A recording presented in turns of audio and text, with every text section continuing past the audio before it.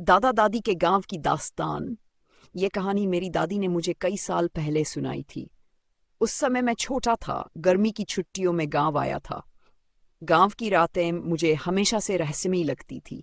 एक अजीब सी खामोशी, दूर खेतों में टिड्डियों की आवाजें, कहीं कहीं कुत्तों का भौंकना और आसमान में तारों की झिलमिलाहट।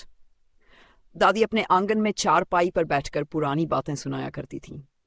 उसी दौरान उन्होंने एक किस्सा सुनाया, गांव की कोठरी वाली औरत का किस्सा। दादी बोली, बेटा, हमारे गांव में 100 साल पहले एक औरत की मौत हुई थी। लोग कहते हैं उसकी आत्मा आज भी उसी पुरानी कोठरी में भटकती है जो अब खंडहर बन चुकी है। मैंने हंसते हुए कहा, दादी, ये सब अंधविश्वास है, भला मरे हुए लोग वापस आ सकते हैं क्या? दादी मुस्कुराई, मगर उनकी आंखों में डर साफ दिख रहा था। तू शहर का पढ़ा लिखा लड़का है, तुझे लगेगा ये सब झूठ है, लेकिन हमने वो रातें देखी हैं जब गांव वाले घरों के दरवाजे बंद करके कांपते रहते थे। गांव के बीचों बीच एक बहुत पुराना मकान था जिसे लोग कोठरी। ये मकान करीब 120 साल पुराना था और उसमें ठाकुर साहब नाम का जमींदार रहता था। ठाकुर की पत्नी कमला बेहद खूबसूरत और नेकदिल औरत थी, मगर ठाकुर शराबी और निर्दयी था। वह अक्सर कमला को तंग करता, मारता पीटता और उसे दूसरों से मिलने जुलने तक नहीं देता था। एक रात ठाकुर ने शराब के नशे में कमला को उस कोठरी में बंद कर दिया, दरवाजा बाहर से जंजीरों से जकड़ दिया और कहा, अगर तू मेरी बात नहीं मानेगी तो यहीं सड़कर मर जाएगी। कई दिन बीत गए, किसी को न खाने दिया न पीने। कहते हैं कमला तड़प तड़प कर मर गई। मरने से पहले उसकी चीखें पूरे गांव ने सुनी थी। लोगों का कहना है कि आखिरी सांस में उसने श्राप दिया, यह कोठरी कभी चैन से नहीं रहेगी, हर औरत की आह यहाँ गूंजेगी। उसके बाद से ही उस कोठरी से रात को औरत की रोने की आवाजें आने लगीं। दादी की यादें। दादी बोली, जब मैं तेरी उम्र की थी तब गांव में अजीब घटनाएं होने लगीं। आधी रात को कोई अदृश्य औरत दरवाजों पर खटखटाता, बच्चों की रोने की आवाजें आतीं, और कई लोगों ने सफेद साड़ी में एक औरत को देखा जो अचानक अंधेरे में गायब हो जाती। लोगों ने कई बार उस कोठरी को तोड़ने की कोशिश की, मगर हर बार कोई न कोई मजदूर घायल हो जाता, कोई गिरकर हाथ तोड़ लेता तो किसी का औजार टूट जाता। आखिरकार गांव वालों ने डरकर उसे छोड़ दिया और वह कोठरी धीरे धीरे खंडहर बन गई। मेरी जिज्ञासा दादी की बातें सुनकर मैं और उत्सुक हो गया। शहर में पला बड़ा होने के कारण मुझे ये सब कहानियां अंधविश्वास लगती थीं। मैंने ठान लिया कि उस कोठरी को खुद जाकर देखूंगा। अगली शाम मैं अपने दोस्त अर्जुन के साथ वहां गया। कोठरी आधी टूटी हुई थी, दीवारों पर जंगली बेलें चढ़ी थी, दरवाजा जंग लगा था और चारों तरफ अजीब सी गंध फैली थी। जैसे ही हम अंदर दाखिल हुए, अचानक ठंडी हवा का झोंका आया। लगा जैसे किसी ने हमारे कानों में फुसफुसाकर कहा, चले जाओ।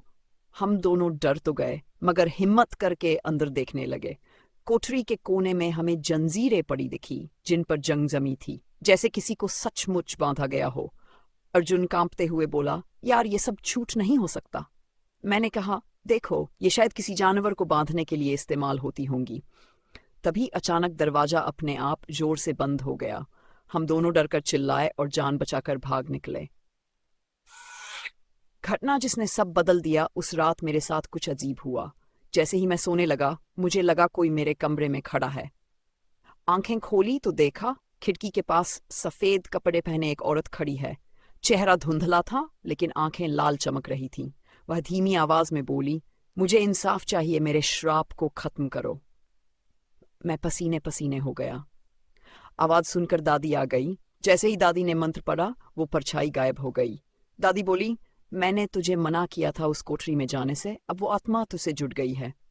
अगले दिन मैंने गांव के बुजुर्गों से पूछा तो पता चला कमला की मौत की सच्चाई कभी सामने नहीं आई थी। ठाकुर की मौत के बाद उसकी कोठरी वीरान हो गई और किसी ने हिम्मत नहीं की उस औरत का अंतिम संस्कार करने की। मैं और अर्जुन ने तय किया कि उस आत्मा को शांति दिलानी ही होगी। हम दोनों ने कुछ पंडितों से बात की। पंडित ने कहा, अगर कमला की अस्थियां अब भी उस कोठरी में हो तो उन्हें विधिवत गंगा में प्रवाहित करना होगा, तभी उसकी आत्मा मुक्त होगी। सच का खुलासा हमने गांव वालों को इकट्ठा किया और साहस जुटाकर कोठरी की खुदाई शुरू की। घंटों की मशक्कत के बाद हमें जमीन के अंदर से कुछ हड्डियां और एक स्त्री का पुराना गहना मिला। दादी ने गहना देखते ही पहचान लिए तो ठाकुर की पत्नी कमला का है। सारे गांव में सन्नाटा छा गया। अब सबको यकीन हो गया कि कहानी सच थी। हमने पूरे विधि विधान से उसकी अस्थियां गंगा जी में प्रवाहित की। उस रात पहली बार गांव में सन्नाटा नहीं बल्कि सुकून था। कोठरी से कोई रोने की आवाज नहीं आई। कहानी का अंत दादी ने मुस्कुराते हुए कहा, देखा बेटा, हर कहानी को अंधविश्वास मत समझा करो। कई बार पुरानी आत्माएं हमें सच बताने आती हैं ताकि उनका अधूरा काम पूरा हो सके। उस दिन के बाद गांव वाले उस कोठरी से डरना छोड़ दिए। अब वह जगह मंदिर में बदल गई है। लोग कहते हैं जब भी वहां दिया जलाते हैं तो एक हल्की सी खुशबू आती है, जैसे कोई औरत मुस्कुराकर आशीर्वाद दे रही हो। निष्कर्ष, ये दादी की सुनाई कहानी थी, एक डरावनी दास्तान जो सच साबित हुई। उस दिन मुझे समझ आया कि पुरानी हवेलियों और गांव की कहानियों में कभी कभी ऐसा सच छुपा होता है जो हमारी आंखों से परे है।